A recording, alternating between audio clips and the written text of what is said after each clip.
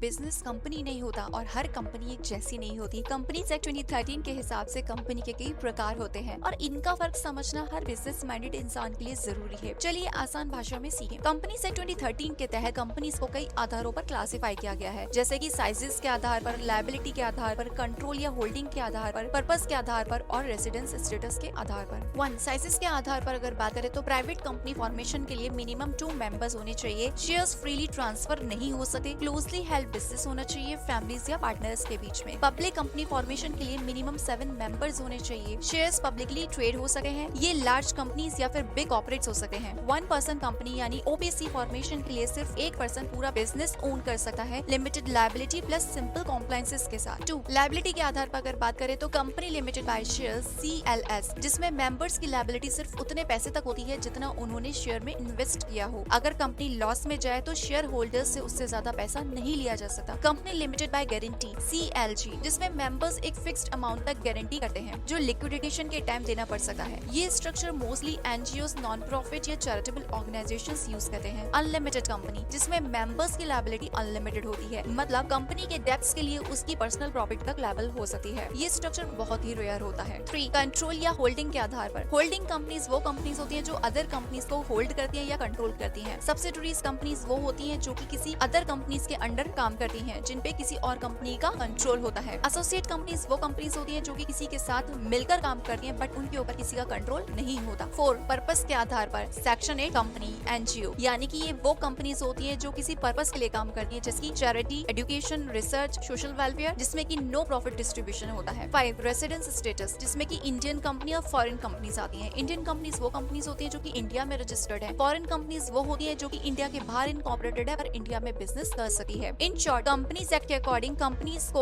उनके sizes, purpose, ownership, liability और control के आधार पर क्लासिफाई करता है ताकि बिजनेस वर्ल्ड में क्लैरिटी और ट्रांसपेरेंसी बनी रहे। तो अब जब कोई आपको बोले मेरी कंपनी है तो पूछना ना भूलिए कौन सी कंपनी, प्राइवेट, पब्लिक, ओपीसी या सेक्शन 8, क्योंकि कंपनी का टाइप ही बताता है कि बिजनेस का स्ट्रक्चर क्या है और उसकी रिस्पॉन्सिबिलिटीज क्या है। ऐसे ही सिंपल लीगल एक्सप्लेनर्स के लिए फॉलो जरूर करें।